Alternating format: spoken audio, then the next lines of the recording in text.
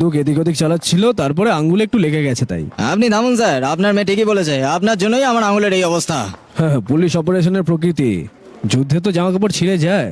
Sir আপনি মারপিট করছিলেন ঠিক আছে, আমার জামা কেন ছিঁড়ে যাবে তার ঠিক জন্য? আছে এটা বাবা, তো ঠিক নয় না এরপর স্যার। কি? এর হাতের ব্যবস্থা হয়ে গেলে তারপর তোমার পালা। আমার পালা? তার মানে বিয়ে? হ্যাঁ। বাবা, আমি তোমাকে আগেই বলেছি আমি তোমায় একা ছেড়ে কোথাও যাব না। তোমায় বিয়ে করতে হবে বাবা, তোমাকে এর আগেও বলেছি আমি। বাবা, প্রথমে তোমার বিয়ে, তারপরে আমাদের বিয়ে। আরে কোনো বড় ব্যাপারই না, এখনই তুমি বলো যে কোনো মেয়েকে এখন বিয়ের জন্য রাজি করিয়ে দেবো। কে তুমি? হ্যাঁ। অফ ডিউটিতে উনি কোনো মেয়েকে ডেটে নিয়ে যান না, কিন্তু আমার স্কুল টিচারের সাথে কথা বলতে গিয়ে পুরোই নার্ভাস। হ্যালো ভয় আর আমার, হ্যাঁ, এখন আমি কোমরের পাশে একটা মাতুলি বেঁধেছি। তাই নাকি? হ্যাঁ। স্যার একটা তাবিজ আছে যেটা সাহস বাড়িয়ে দেয় মনের মধ্যে, আমার জন্য এরকম একটা কিনে দিন স্যার। Thank you sir. বাবা, হ্যাঁ। ওখানে দেখো, ওনাকে গিয়ে বলো যে উনি ভীষণ সুন্দর, ঠিক আছে?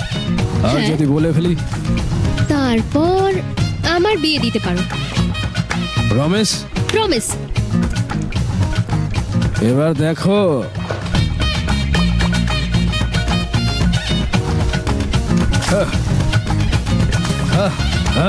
তুমি কে মোহিনী? হ্যাঁ হ্যাঁ, এখন কথাই বলতে পারলো না, ধামসাপ দেখাচ্ছে।